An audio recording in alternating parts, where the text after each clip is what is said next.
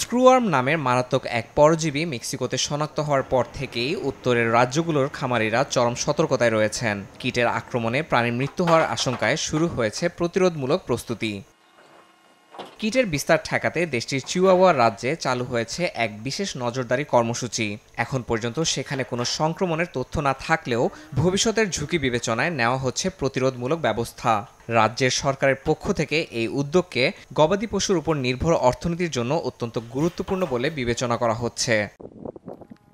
সংক্রমণের আশঙ্কায় এরই মধ্যে যুক্তরাষ্ট্র প্রতিবেশী দেশটি থেকে সাময়িকভাবে গবাদি পশু ঘোড়া ও বাইসনের আমদানি বন্ধ করে দিয়েছে। যদিও এই নিষেধাজ্ঞা যুক্তরাষ্ট্রে গরুর মাংসের দামে প্রভাব ফেলতে পারে বলে আশঙ্কা করা হচ্ছে, কারণ আমদানির পথ বন্ধ হওয়ায় সরবরাহ আরও সংকুচিত হবে। একই সঙ্গে ক্ষতির মুখে পড়তে পারেন মেক্সিকোর খামারিরা।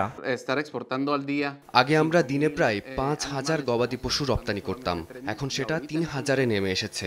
অনেক জায়গায় রপ্তানি প্রায় বন্ধ, তাই পুরো সিস্টেমটাই এলোমেলো হয়ে গেছে। গত বছরের জুন মাস থেকে মেক্সিকো সরকার স্ক্রুওয়ার্ম দমনে খরচ করেছে 16,70,00,000 পেসোরও বেশি। এছাড়া কীট যাতে ছড়াতে না পারে সেজন্য প্রযুক্তিগত কর্মীরা দেশের বিভিন্ন প্রান্তে প্রায় 6 লাখেরও বেশি পশু পরীক্ষা করেছেন।